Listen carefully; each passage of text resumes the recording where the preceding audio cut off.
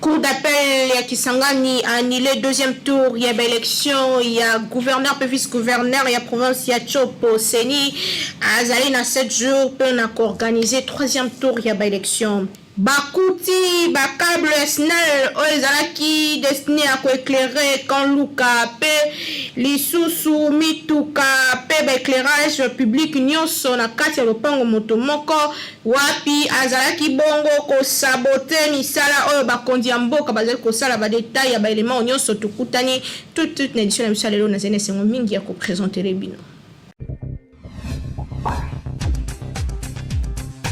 Beauté, merci na fidélité et confiance Bopé Sabiso toujours qu'on informa Kabino d'une manière très professionnelle. Édition Alelo Bandi Tika to fongola yango na cour d'appel ya Kisangani oyo annulé mokolo ya lelo deuxième tour ya ba élection ya gouverneur pe vice gouverneur ya province ya Chopo oyo salemaki le 9 mai. Et l'équipe que Seni Yazaka na 7 jours pour organiser le sous troisième tour yaba élection. Vous avez détail. Élection yaba gouverneur na province ya Chopo et Salemaka le 6 mai dernier na ba province Mosusu yango et Zali annulé. Arrêt à cour d'appel de la Chopo et là qui rendu jeudi 19 mai lors il y a audience publique mokolo lelo selon arrêt yango député provincial Jean-Marie Ngadi azalaki na droit ya voter te azalaki suppléant ya député provincial Litema. Mais mandat la bango ezalaki suspendu lors ya ba fait ya incompatibilité na fonction ya ministre provincial. Commission électorale nationale indépendante CENI et Sengeda soit bientôt qu'on fixe une nouvelle date pour na tenir ba second tour ya ba scrutin pour na ko préciser nalinda cause la gouverneur ya Chopo Kinshasa et l'équipe partout. Après 3 jours, il y a des travaux. Les qui clôture, il y a forum de réconciliation de leaders Katangé et Salemine Ndenge Kuna Lubumbashi Bisika Piba leader Nyonso ya Katanga Bazoma qui surprise générale et qui bongo présence il y a ancien président de la République Joseph Kabila Kabange Bolanda ambiance Nisaï Korenye Kuna Katanga. Sous la houlette de l'archevêque métropolitain de Lubumbashi, Monseigneur Mouteba Mongalo, forum sur la réconciliation des leaders Katangé et se poursuivre Péango et Zako se clôturer Mokolo ya lelo jeudi 19 mai 2022. Na locution na liboso ba participants et ba 6 yango lors ya ouverture. Monseigneur Mouteba déclara que forum yango ezali ko constituer ko abolir peut commettre d'accord ba fille de l'espace Grand Katanga. D'un côté, Yesu Christou ateaka yambo ya kolongola salité na misu ya moninga, il faut que banala ni kolongola salité na misu na yo. Na makambo wana nde lakisi que RDC sengede vivre ensemble nde bango babandaki réconciliation na bango na Grand Katanga, yambo ya ko élargir yango na ba province nyonso pona unité nationale. Ndenga zali ko estimer que il faut nanu kolongola salité na kati ya Grand Katanga o bango bazali ko faire partie yambo ya ko kende kolongola la salité na ba sœur pe ba frère nyonso congolais. De même alobaki ezalaki très opportun komona enseignement ya orgueil ya ba pharisien ndenga eko préciser que ba peuple ya Grand Katanga bazalaka baye o bazalaka fraternel pe bolingo etonda na kati na bango na boye atalisaki selon maloba esantu bibili etalisi que ceux qui moto azali na likambo contre ndeko na ye akele nani kopesa offrande to pe sacrifice te asala demi-tour azonga ko se réconcilier pe ko bongsa ndeko na ye de importance ya basis au forum de réconciliation de leaders de Grand Katanga forum oyo tobosana te esangasaki ba figure ya ba leader nyonso ya Katanga oyo toyebi mingi ya kokamwa pe esengo ezalaki ya komona honorable Jeannette Kabila pembeni na mwana mboka Moïse Katumbi Tshapwe ancien gouverneur ya Katanga ezalaki kitoko makaskasi na ngamo susu forum yango ezali tellement critiqué na niveau que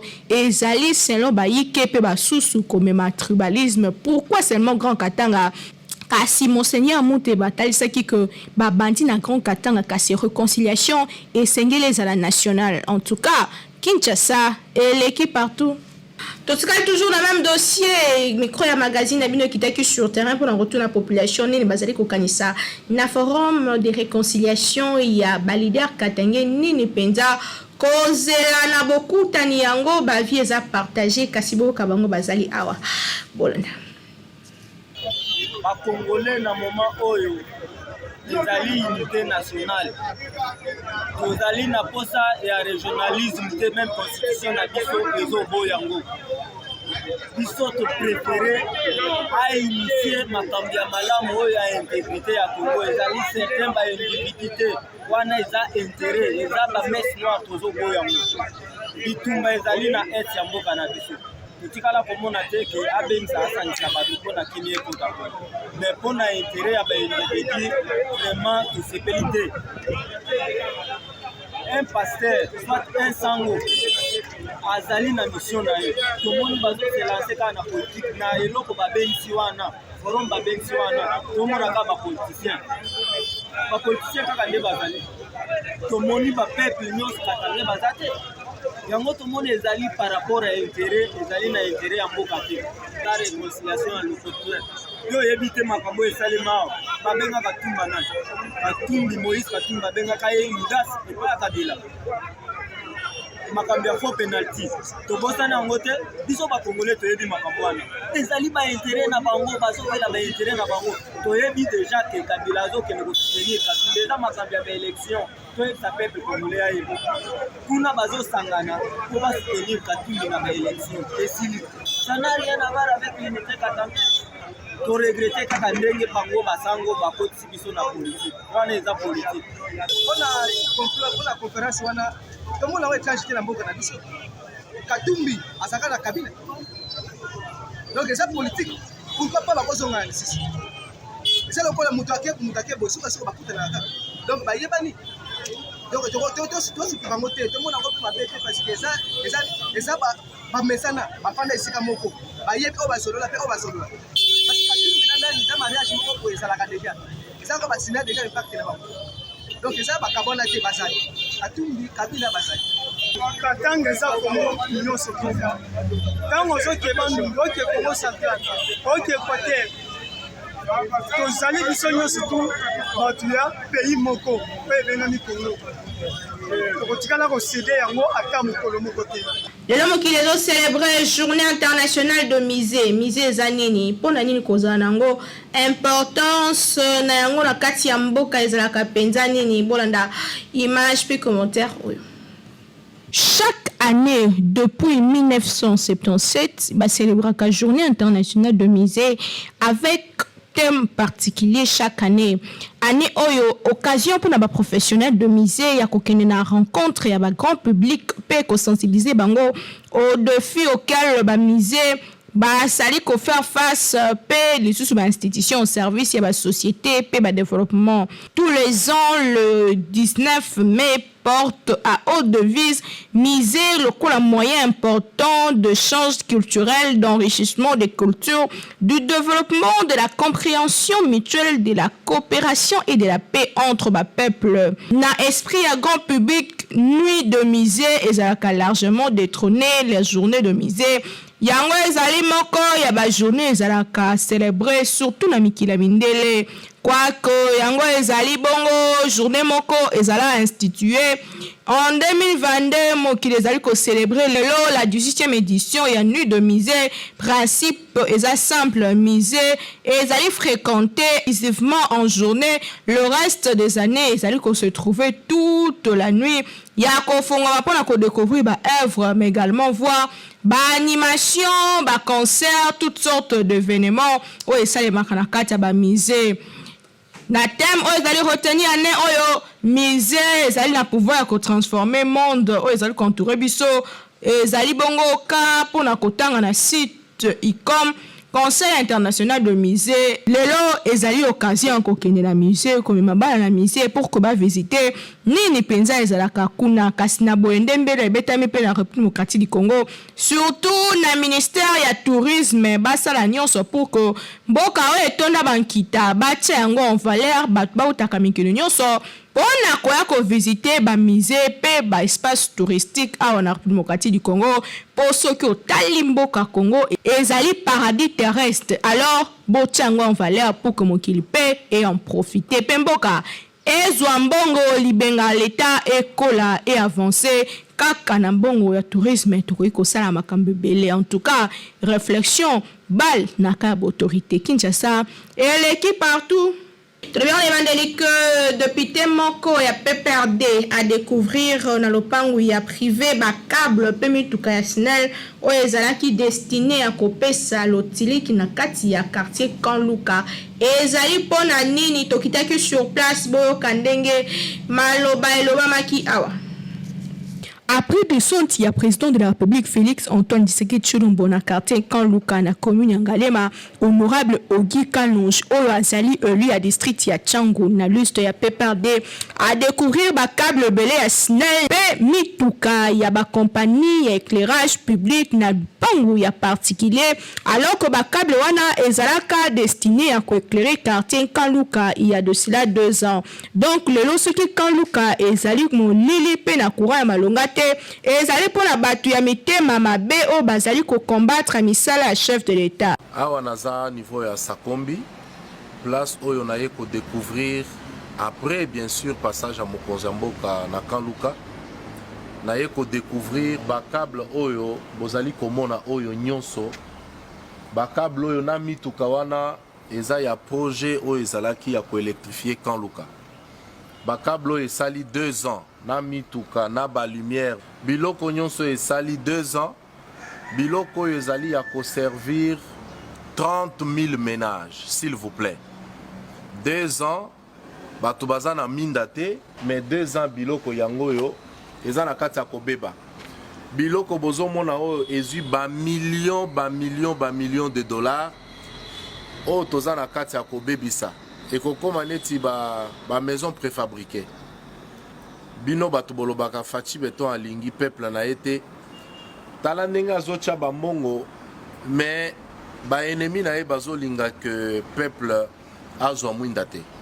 Je pense que ezali dossier tofongoli tokomeka kolandela yango pour que bao bazali impliqué bazala sanctionné parce qu'il faudrait koyeba que on ne peut jamais laisser peuple à souffrir pour quelques têtes seulement. Donc, ils ont dossier moko très très sérieux. Dernièrement, bomonaki ba vidéo etambolaki quelque part lisusu bazola ki sa ba câble ba biloko les longa moko na kiti. Boyebi que biso tozalaka très crédible soki to kiti c'est que likambo ezali awa. Donc, bokozwa temps ya kolanda makambo nyonso oyo pour que ensemble ngana bino to trouver ba solution. Donc, nazo interpeller ba konzi nyonso. Président Oyanga, honorable président de l'Assemblée nationale, honorable Mbosso, ministre de l'énergie, na DG Asnel, je vous interpelle tous parce que il faut trouver solution na likambo toyeba. Qu'est-ce qui s'est réellement passé pour que to saboter Biloko Boye 2 ans Biloko ezali saboté, il n'y a aucune explication que vous allez nous donner soki basingao tomoni yango likolote. Tolo balisusu nini na makambo ya boye ennemi ya Congolais seye moko kaka Congolais kuna na SNEL batu oyo bazalaki ko saboter misala ya bakondi ya mboka justice etelema pe ekata likambo oyo po basibir rigueur ya loi. En tout cas la loi est dure mais c'est la loi. Kinshasa et l'équipe partout.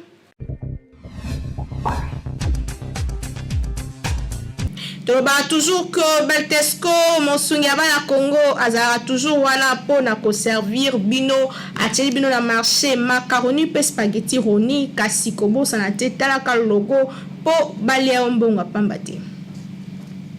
Bayeli susu bango banani société Beltesco toujours ndenge amesana ko sunga population congolaise sikoyo ayeli bino eloko ya motuya tunanga nini ezali bongo spaghetti roni oyo bozali komona ndenge bazali ko présenter biso yango awa ezali produit moko kitoko makasi okoki kolia yango na biloko nyonso oyo olingi Thomson soso viande ya lolenge nyonso tope madesu oyo na Kinshasa tobengaka madeblo oza mobimba bana mikolo tout le monde akozala d'accord na spaghetti oyo roni esengeli koyeba ke pâte alimentaire oyo esalemi na semoule de blé ezali na elengi pe goût na ndenge ya kosakana te kasi babosani bino te baye nyonso oyo pe baza batu ya ba nostalgie balela ba macaroni Beltesco atieli bino pe lisusu macaroni roni yango pe lisusu ndenge moko goût ya ndenge ya kosakana te elamba makaka ndenge moko mwa ya muke ya moto etoki otie yango na kati quelques minutes après ebeli bana ya classe ba papa na tongo va bakende musala yo pe mama soko ngo kende marché okoki ko beta yango repas moko ya 5 minutes esangisi libota mobimba pe bozali calé na journée bokoya kolia kaka na pokwa vérifiez toujours logo ya Beltesco tango ozali kosomba po ba mwifi na Kinshasa bazali ebele po yango de ezali ba produit ya qualité supérieure oyo Beltesco a chelibino na marché to offrir bino produit kitoko o babengi spaghetti roni ezali pâte alimentaire à la semoule de blé. Pâte alimentaire à la semoule de blé oyo ezali kaka spaghetti roni oyo esengeli kolesama na mabota na biso maman responsable papa responsable ba étudiant ba coopérant spaghetti ezali kaka moko ezali spaghetti roni oyo ezali na qualité supérieure oyo spaghetti oyo baleka ngo partout tozali na produit mususu babengi ya kitoko makasi babengi macaroni ya Beltesco en tout cas ngala benga ngo kima kinkaka ezala habitude ya consommation na bino mikolo nyonso ya kolia macaroni roni na spaghetti roni po ezali biloko oyo ezali kotonga nzoto ezali kopesa biso nzoto makasi po toyeba ko vivre longtemps na mokili ezali cadeau signé Beltesco mwana mama yebela pona kolia biloko ya qualité il faut toujours Beltesco po yende akanga Kinshasa République démocratique du Congo mobimba uta batango ebele autre bakité Tolobi Kinshasa et l'équipe partout.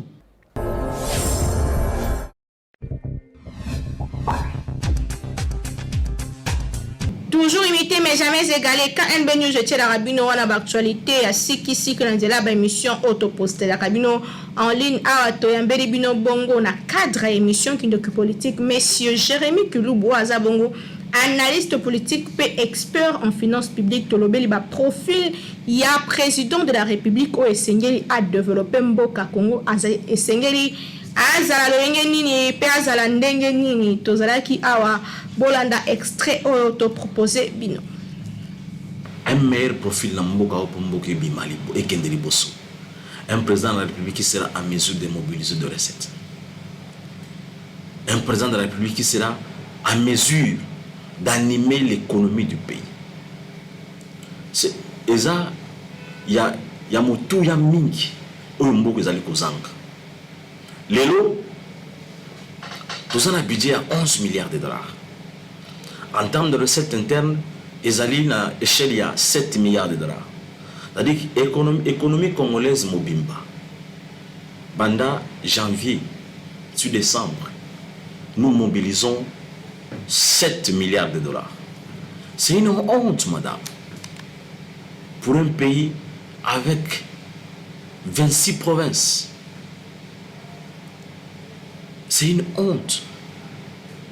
7 milliards de dollars, ils allaient maire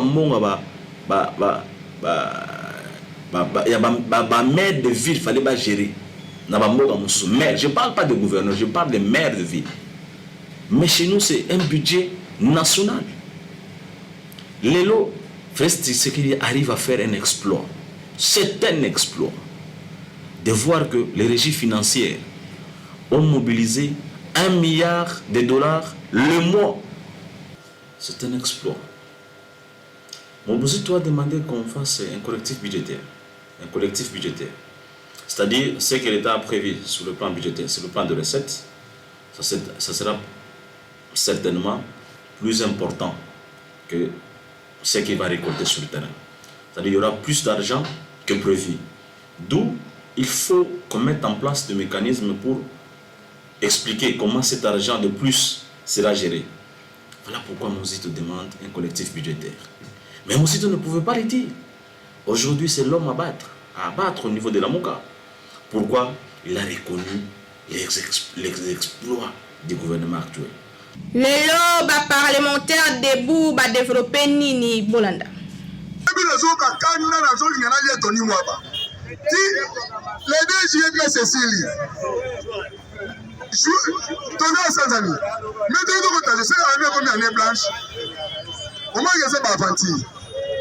Tony, moi, papa n'a pas besoin de tête, ça fait déjà 5 semaines. Il y a un mot. On a besoin de tête, au juste. Ceux qui te lobby, Patiate, mais la ministre. So, il y a un ministre, Tony, moi, quand on a été, il n'y a pas besoin de tête. Quand on a besoin de licenciement, chef de l'État, les ministres les incompétents, place à Tony Mobeza Maka, place à Tony Mobeza Abi. On comprend que on a aligné tout ça la Fanti. Voici les moments où on a aligné tout le solo. Mais on Tony Mobeza Abi. Pour te comprendre que ça la Fanti, pas la base tant raté 5 semaines yango. Pas la matanga raté. La base sango pas la matanga raté. Félix n'a pas si ce misala te mettons profitant de la gratuité, mais soit tant à fait. ITPS FIFA. Vérité, ils ont les sous-montés, ils ont fait comme le Bondeko, ils ont fait. Ils ont mis dans ma soleil politique. Bon, les lots Moussitou, Aeba, les Mokas. Bon, Mozouaki, Yangeza. Il y a le bingan à Zogimbo, j'ai des informations, autant motivées et pas battu à Kinga. Nissa 1000 et ça. Il y aura réponse à l'Egnaï. Est-ce que moi, avec toi, qui était élu le président de la. Mousito Binini, moi avec toi, qui était élu le président de la. Le président de la République Namborani. Vous avez vu ce qu'il dépêche son pouvoir par parti politique et Sani. Mousito Ebisi Falou. Ah! Yo le rololé, yo no bagoza eli ngaite ho nga bafotaki nga ya bisafa makambo ya ilo ba blog patriotique le bino no boka mande soki bango baza nga na lo ono vie omoni makasa bibilo wana na yebi yango tangu faula moni bongo azoka matata ta saini o matata faula no bo matata zalaka moyi esenge bakanga matata État de droit et autres qui pété. État de droit et autres qui pété. Le na minute procureur général de la République entre autres ça 3 dossiers. Ya Brunochi. Dossier qui par les aides de la Cour constitutionnelle. Est-ce que la MSA Brunochi va la sauver là? Est-ce qu'on a la liste ça qui sous-passe? Et pour voir la kaka tango bengi c'est liste pendant pas CCNI. On a qui ne reçoit pas tête tout aussi par la reçoit yo. Dossier matata ponyo et ça déjà na Cour constitutionnelle. Dossier ya politique et ça déjà la Cour nini. Oya matata ça par rapport ya makambo kangalonzo. Avocat Chebea. La ministre du gouvernement congolais, Nanzela armée congolaise, déjà dossier et contre-raté à John Numbeseni. Motuna et Tunami, est-ce que moi si Alibala Kokikozana ba camarade ya ba célibataire yeko et si akoma mama andako femme au foyer to kitaki sur terrain boyo kandenge population balobaki awa na micro ya Beni Vwemba PRV Zaka. Libala ezali union entre deux personnes de sexe opposé. Normalement, il faut que Mouto alingi s'engager na libala azala mature, c'est-à-dire certaines maturités moko boyebi moko maîtrise de soi pe bongo na bongo ezala epa na ye po na kotenir foyer na ye po azokende kokoma papa mobali mwasi na ngamu na ye azokende kokoma mama, c'est-à-dire que faut ba pesa éducation malamu na bana oyo bango bakobota yango libala ezali eloko akosakana te kasi eloko etali que ba entourage ya bae o bazalaka pembeni ya babali to pe ba conjoint ezali très important ko trier entourage na yo parce que moto azali pembeni na yo d'une manière comme d'une autre azali ko influencer yo na malamu to pe na mabende motune tuna makilelo est-ce que ezali important to pe ezali permis na moi libala aza na ba camarades ya ba célibataire raison nango eza basi susu ba raisonner na bango te quelque chose comme bela lobby na yeke na lingio na ba camarades yo basi musu ba yoka te eza nature ya basi de bazali neti ngai nazali mo cette bala mais naza camarade po ba camarades yo babala te na ba influence yo zo ba te meta ta musu azoko envier bo sa ba lo yenge bo yo to mbala ko anga boya yo omuna ye aza ba projet mwasi ya libala na mwasi ya ndumba basala camarade te eza bongo po balobaka kuna na ba mariage baloba mwasi fo azala soumise ntango mwasi aza soumise akoyoka oyo mobali akoloba to famille ya mobali soki bapekisi yo bite yo kosalela yango te po yo déjà obali ozomona c'est ça mwasi libala fo azala camarade yango to abala to abala te indication ni européenne et conseil ni européen ni ozala te ko ozala kaka to bima to kesa nini yo za obali faut bien respecter tchalo kwa mwasi na bala ko se comporter ko za mwasi wa bala ofandi kama ya bala bokuta ekutani na mwasi o bakama obala oza bakama ya bala ezala te ezala te ba ko to ezala te ko bala so kama mukama pe ko o ke bashida ba ko un jour pe bo ke rashida o ate na kamute mais un jour o ko emisa kama okende ola opesa na opesa wana conseil na opesa batika o basala biloko batika to oluka libala fana libala se comporter mo eza wina to ya mama ko mama ya bana ko bana ndako natika ba zingi sai natika ko bima ko to tamo eza loko te camarade azali moto oyo azalaka pembeni na moto pona ko partager ba moment ya mabe to pe ba moment ya esengo camarade azalaka par rapport ya temps pe ya circonstance kasi ezali ba ami pe oyo bazalaka toujours na biso na batango nyonso moto oyo azanga camarade to pe ami na kati ya vie na ye azalaka te pour à chaque étape de la vie tozalaka toujours na posa ya batu pembeni pona ko se confier pona ko simba pona ko s'appuyer to pe pona ko luka conseil ezalaka très important kasi na contexte ya mariage camarade ya liboso ya mwasi to ya mobali ezali conjoint na ye c'est-à-dire que soki obali camarade na yo parent na yo ndeko na yo moto ya malonga na vie na yo ya liboso avant quiconque ezali mobali to pe mwasi na yo na oyo etikali et tant que jeune fille basalaka enterrement ya vie ya ba jeune fille c'est-à-dire que mwasi ya libala akoki ko se permettre te aza na ba affinité na basi o babala te atako bazalaki ba camarade makasi c'est-à-dire que mwasi ya libala esengela bomba ba secret ya ndako na ye kobeta yango kaka na ba personne moko to mibale oyo aza na bango confiance ba o bazali pe na expérience ya libala ba o pe bakoki kosunga ye kasi ya mabe makasi ezali ko mwasi ya libala azo ba question ya ndako na ye akina ko partager na mwasi oyo azali na expérience ya libala te wana mabe makasi maintenant oyo etali ba relation nyonso efengeli ko batela yango on sait jamais mwasi oyo abala te akoki pe kosunga mwasi oyo abala po libala ezali suka ya vie te moto akoki kozala abala te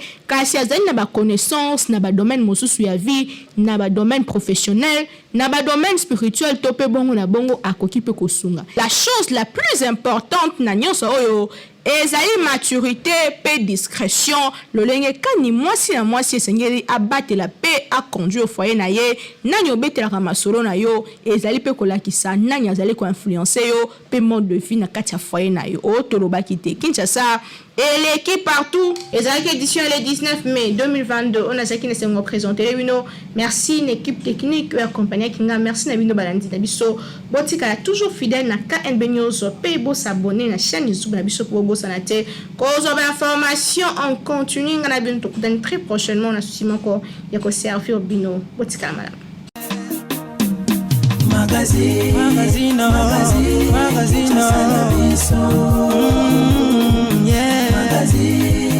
Magazine Kinshasa sana biso réalité ya banaki réalité ya banaki réalité ya banakino